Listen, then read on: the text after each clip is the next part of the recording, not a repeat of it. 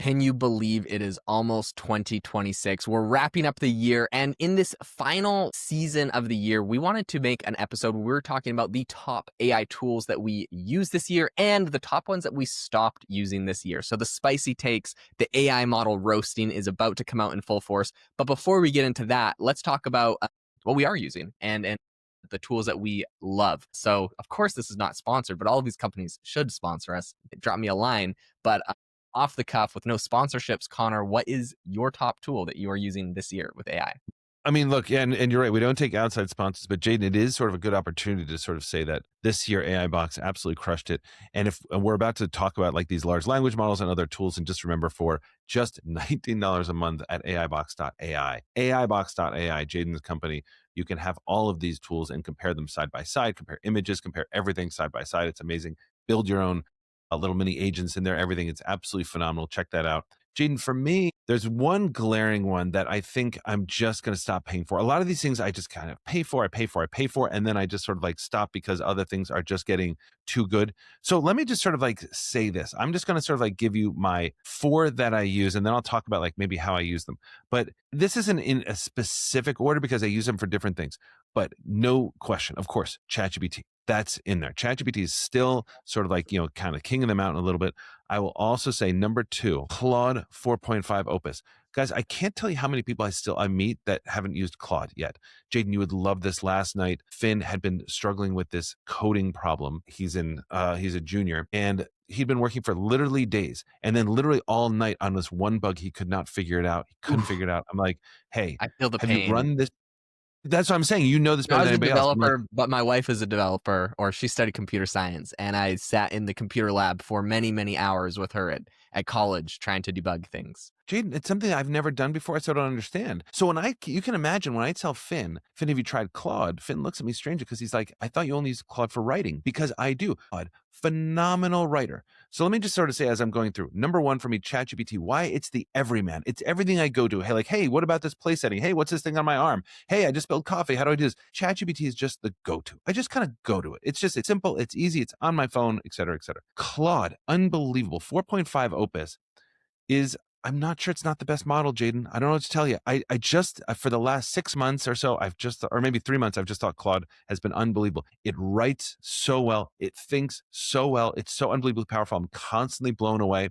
It's also a co-CEO with me for AI Mindset, which is a big consulting and training company that we work with big companies about this.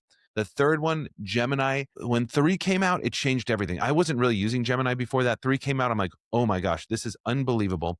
And I started using that also as a co-CEO.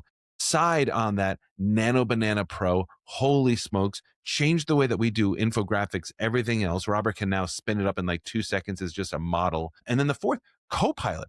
Boy, Copilot made leaps and bounds this year. Now, listen, whatever you sort of like think like about sort of like, oh, Copilot, Microsoft, guys, go back and try these things. Okay, I beg you, because when I hear people being like, oh, well, I was trying Copilot, but it wasn't working that well. That's not the case anymore. Copilot's really, really powerful. And so when I'm using it, because I'm like in Word, I'm in Excel all the time, it's an incredibly powerful tool. And also I'm just like, inside companies that use Copilot, so they always want to learn like how to use Copilot. So I'm in Copilot all the time. And then, Jaeden, I got to just like, we're talking about like who we're going to throw into the bus. I know it's Christmas season, but I got to tell you, Jaeden, Midjourney. I think this is the year that I'm stopping my monthly subscription to Midjourney. Midjourney was a revelation. And I just have to let it go. It's not nearly as simple. It's not as intuitive. The model is very, very, very good, but I just don't need it anymore. Jaeden, thoughts? 100%. I think it's super interesting because this was like the best image generation model. I mean, when ChatGPT came out, Midjourney was already out and crushing it, had a massive user base. It seemed like this unstoppable giant, and they did a bunch of, I think, just like basically poor business decisions, I think, that left them a little bit in the dust. They're like super cool and retro and punk, and that they don't want to like raise any outside money. They don't want to like work with other people. And I don't know if you remember this, but a few months back, I actually remember hearing that they had done one of their very first deals, which was with Meta. They got like this exclusive deal to be the image generator inside of Meta, but the problem is nobody uses Meta. It's really just not a very used AI tool. And so because the model itself was just kind of fell behind in like basically every benchmark. And so with that, it's just they never got the distribution they needed. If they wanted to be successful, you could have asked me this 2 years ago for the free advice, Midjourney, the advice I'm sure you don't want, but like basically build an API for goodness sakes the developers can put into a product. There is no official API for Midjourney. So AI Box, my software company, where you can try over 40 different models on it, no Midjourney. People ask me all the time, oh, you're going to have Midjourney? Impossible. They have like third-party APIs, but they break and they're glitchy and also like sketchy. They could ban you if you use them. There's all these like, this crap. Build a simple API, integrate with some major AI models, make a good deal. I mean, I think we saw, honestly, like the opposite story was a model called Flux, which basically got absolutely leap started when it signed up with Grok on XAI and it became the image generation model that powered Grok. Flux exploded. Now it just raised like in some insane amounts of money if you go look up Flux. And that's all because they just made some good partnerships. They weren't too cool. They weren't too good for anyone. And so anyways, yeah, same. I'm on the same boat with Midjourney. I did a ton with it at the beginning, not doing anything with it now. And I think Google and OpenAI have caught up in like pretty well, where you can basically use them for everything and more, and they're way simpler and built into an AI model. Okay. Yeah, I mean, if you have anything else added on. No. I was gonna ask you just sort of like, so you move from Midjourney, you're sort of like using image generators like in those other things. All right, give us your top ones that you're using these days. Okay. We've talked a lot about text. We've talked a lot about image. We have not talked about audio yet. And I would be remiss if I did not mention that one of my number one used AI tools today, and obviously this is because of the nature of my business, but it is 11 Labs for audio. Yeah. Oh my gosh, it is so good. 11 Labs is so good. I'm like, my finger right now is hovering over the $1,300 a month tier, and I might click it. I almost clicked it this morning. I might click it this afternoon. $1,300 a month you spend on 11 Labs. So I'm a bit of a mad scientist in this regard because I do a lot with audio. I do video, I do podcasts, I do a lot of marketing stuff for companies. I own a podcast studio in Arizona. I work with a lot of clients. Well, my editor works with a lot of clients on this kind of stuff. So I'm doing a lot, and I'm also a bit of a mad scientist, so I experiment a lot. I've, in the last week, started 3 new podcasts. I know Conor is going to have like he needs to have like he needs to go talk to someone to stop me because I'm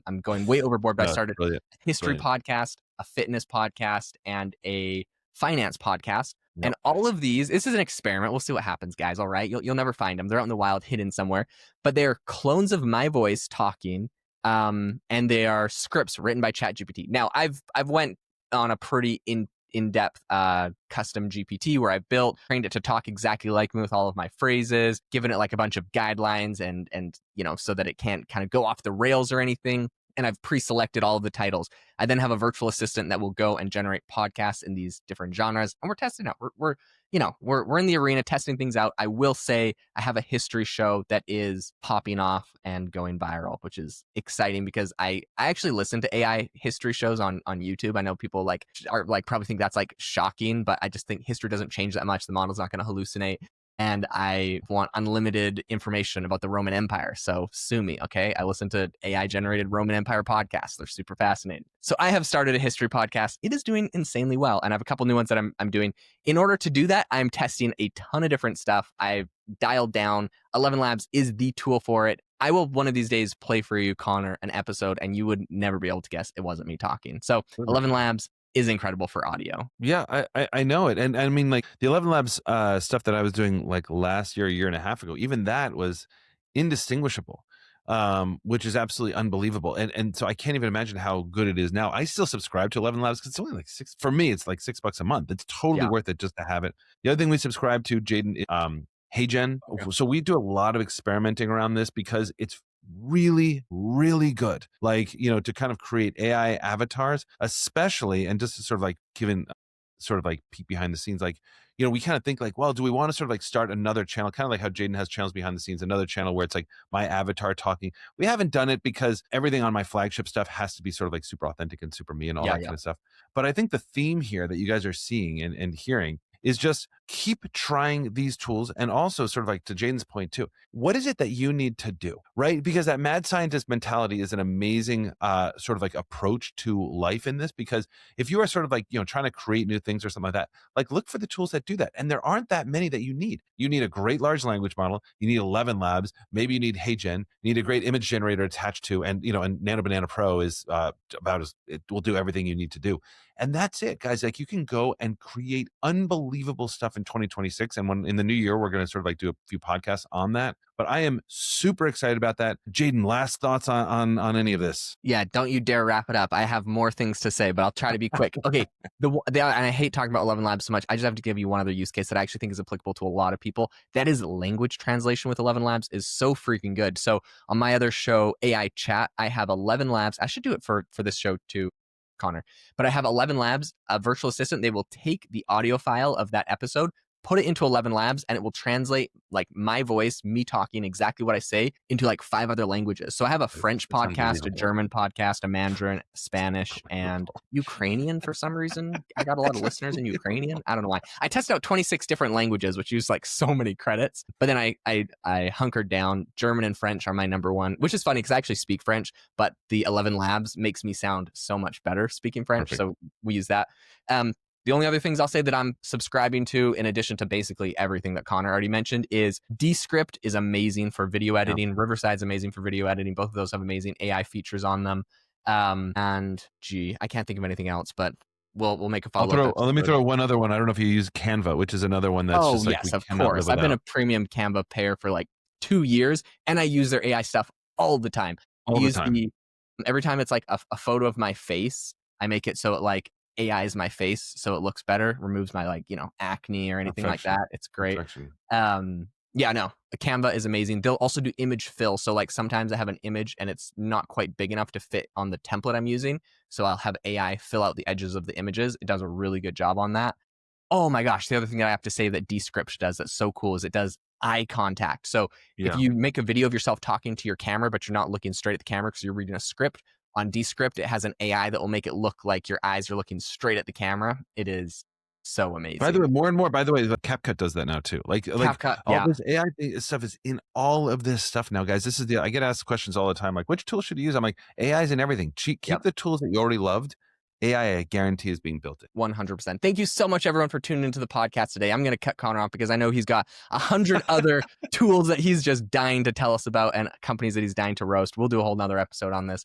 Thanks so much. Hope you guys have a fantastic Christmas holiday season, everything that you celebrate this time of year, and of course, a happy new year. And also make sure to leave a rating and review on the podcast as our final end of year Christmas present to us. Thank you so much. We'll catch you guys in the next episode.